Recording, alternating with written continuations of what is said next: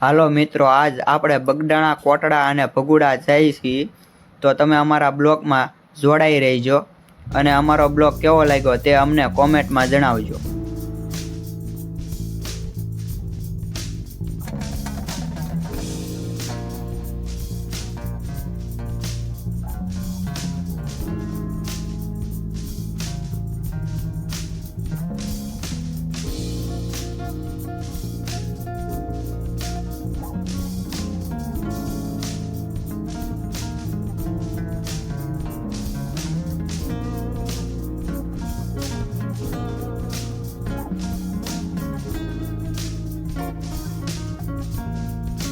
હાલો મિત્રો, આપણે અહીંયા શ્રી વોડાવાળી ખોડિયારમાં પૂગી ગયા છીએ.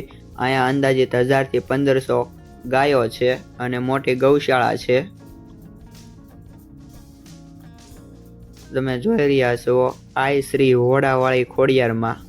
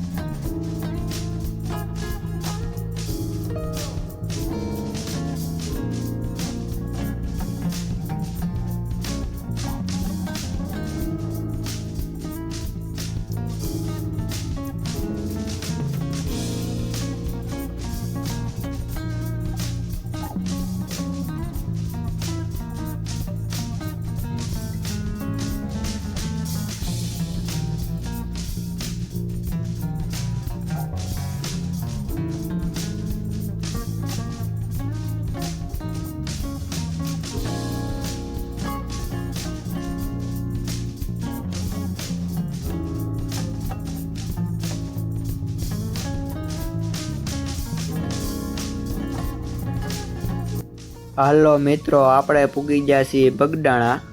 તો તમે બાપા સીતારામના દર્શન કરવા માટે અમારા બ્લોગમાં જોડાયા રહેજો અને અમારા બ્લોગને લાઈક કરજો, શેર કરજો અને સબસ્ક્રાઈબ કરજો અમારી યુટ્યુબ ચેનલને. યુટ્યુબ ચેનલ છે મહેશ સોલંકી 1204. મેક્સિમમ લોકોને શેર જરૂર કરજો જેથી કરીને તે પણ બાપા સીતારામના દર્શન કરી શકે.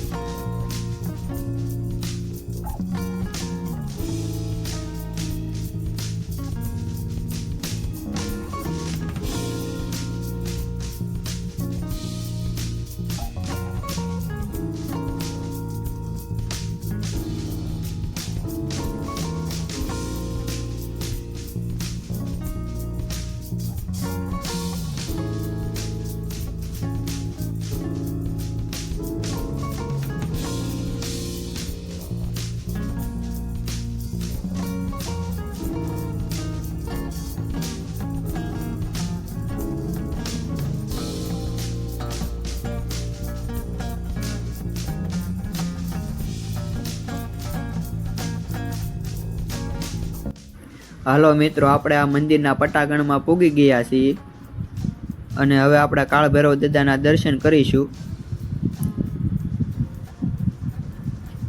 અહીંયા આપણે કાળ ભૈરવ દાદાના દર્શન કરી લીધા છે, તો હવે આગળ વધશું.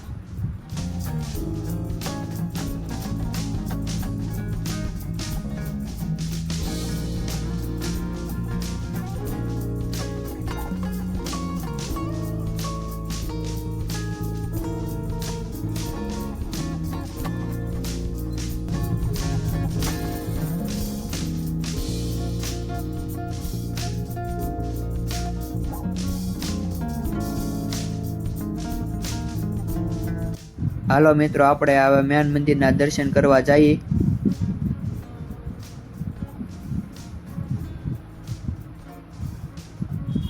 જો મિત્રો, અહીંયા આખું કેરેથી સજાવેલું મંદિર છે. તમે દર્શન કરી રહ્યા છો બાપા સીતારામના.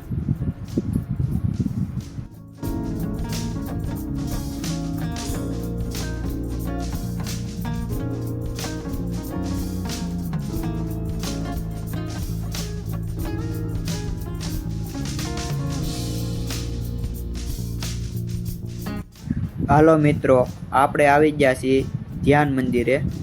તમે જોઈ રહ્યા છો આ ધ્યાન મંદિર છે.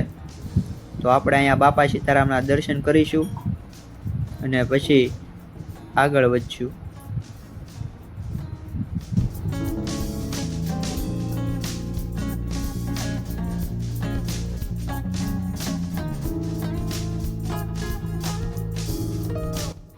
હાલો મિત્રો, આપણે ભોજનશાળામાં રામ રોટીની પ્રસાદી લેવા માટે આવી ગયા છીએ. રામ રોટી એ મોટી ઔષધિ છે. અહીંયા મિત્રો હરિહરનો સાદ પડે છે અને 18 વરણ તમે જોઈ રહ્યા છો એક સાથે એક પંગતે બાપા સીતારામની રામ રોટીનો પ્રસાદ લે છે.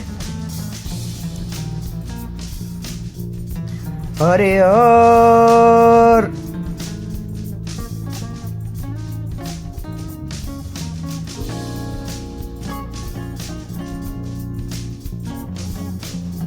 આપણે હવે નવા મંદિરના દર્શન કરવા માટે જઈ રહ્યા છીએ. ત્યાં ચાંદીની મૂર્તિ છે અને રામ મંદિર પણ છે.